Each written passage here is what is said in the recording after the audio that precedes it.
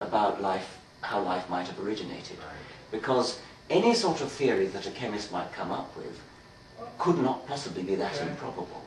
It would have to be a much more probable scenario, in which case there would be lots and lots of life all around the universe. If, and the anthropic principle allows us to say that if life only originated once ever, once in the universe, on one planet in the entire universe, then the sort of process we're looking for, the sort of chemical process we're looking for as the origin of life, has got to be just stunningly improbable. Right. So improbable that we'd call it impossible. By ordinary human standards, by the ordinary It would standards. be indiscoverable. Yes, indiscoverable, unspeculatable about. I don't think that's the case. I mean, I think actually it's not that improbable, which is tantamount to saying that life is not that uncommon throughout the universe. And until we discover another form of life, we shan't know. Right. Well, let's switch gears just a little bit and talk about something that's been a close interest of yours recently.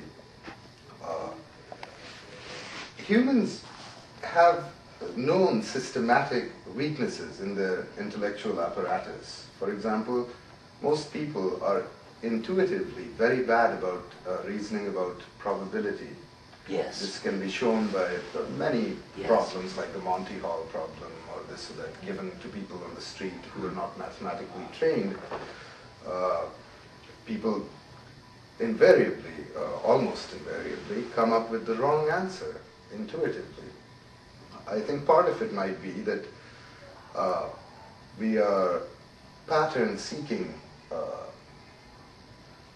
machines, and we look for patterns where they aren't there. You'll see gamblers do this all the time, where on a roulette table it's come up red 6 times in a row, and they will infer something from the pattern of reds and blacks about what's... It's black's turn. Yeah, it's black's turn now, it can't be another, that Yes. kind of thing. Yeah.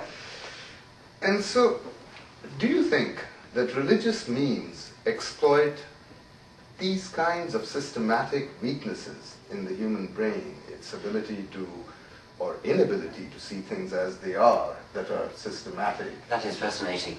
I mean, first of all, I think we need to speculate about why we're such bad intuitive statisticians. Clearly, wild animals have to be intuitive statisticians in some sense.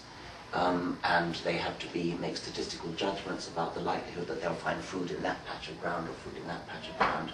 And so the current hit rate of catching food in this patch or that patch is fed into the statistical computation machinery in the brain and leads to future decisions.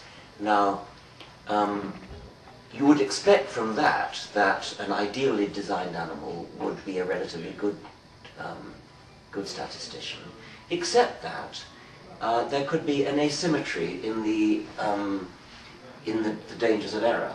It could be that false positives are much more dangerous than false negatives, for example. Right. So that would tend to bias the statistical apparatus. I mean, it's much more dangerous to overlook a tiger in the bushes than it is to overlook a bit of food in the bushes, for example. So we do have the basis for a Darwinian interpretation for why we're bad statisticians, or why we're not as good as we ideally might be. Now your question was... There might be other systematic weaknesses along with this one. Yes, there might. And is it possible that... because it's a question for all of us, why are religious memes so common? And yes. So, even though people like you and me agree that they're irrational.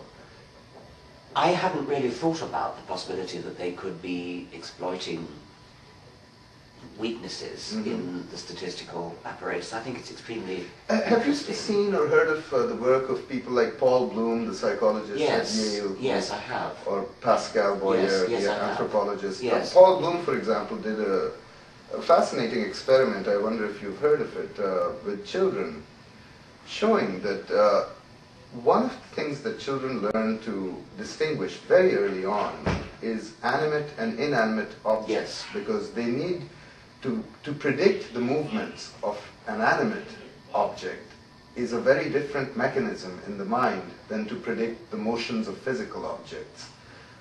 If something has agency and intentionality, it moves differently in the world, and children learn this and know this early. And presumably there is a different, perhaps, module in the brain that deals with how you're going to interact with animate and inanimate objects. And in an experiment, Paul Bloom shows a bunch of children a little story about a mouse that is eventually eaten by an alligator, and with pictures and things like this, and then asks them a series of, they clearly realize that the mouse is dead now. He has been eaten and the mouse is gone, and he then asks them a bunch of questions about the mouse. Does the mouse need to go to the bathroom? And they say, no, he's dead. Can the mouse hear? And they say, no, its ears don't work anymore. But when he asks them about psychological questions, like, does the mouse want to go home if the mouse has certain desires or things, they invariably say, yes, the mouse wants to go home now. And so he says children are already kind of dualists by this age. Children are innate dualists, and that I found this fascinating, that maybe even more so than adults, that this ability to distinguish animate from inanimate objects may ultimately be responsible for people being able to conceive of the soul as existing outside of the body, and maybe responsible for a lot of mischief. Yes, I mean, I am very interested in that work, and I think there are many people it lingers on into adulthood, and that could be. I mean, another point occurs to me is that it may be a little bit ambiguous whether an object is animate or inanimate, whether it has agency or not. And there does seem to be a tendency for many superstitions and many religions to impute agency to objects which are actually just rocks or mountains or the weather or something like that.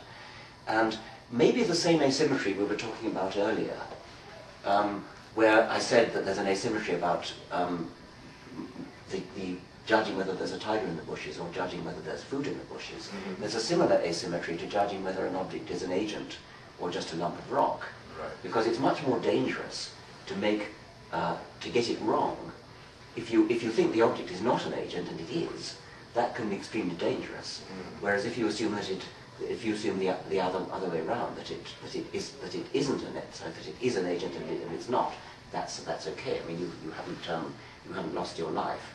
So if the object is... Unless the object is falling on you. Well, that could happen, but sometimes in general, you need to predict the movement of non-intentional objects. In general, intentional objects present more danger, both because they might eat you and because they might run away when you're trying to eat them. So I could imagine that kind of useful asymmetry could be one of the psychological predispositions that leads to what we call religion when it's formalized and codified.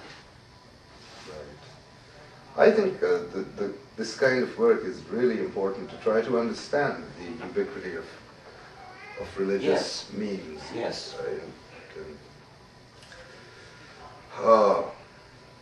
Here's another question for you, and I think this is an important question for all of us to try to get a handle on, and maybe you can help us.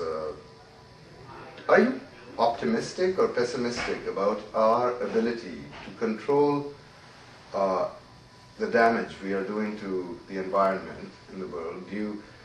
Some people believe, and I have some sympathy for this view, that a lot of the changes that are occurring are, we don't really see them. We cannot predict them. They are too complex. The effects of the kinds of things we are doing, industrial processes, release of gases, the synthesis and introduction of very strange new kinds of molecules and chemicals and substances that the world just hadn't seen before into our environment.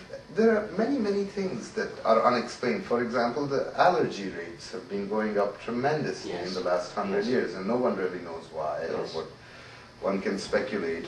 Every day one hears in the news about some strange thing, like the bee population being suddenly decimated recently.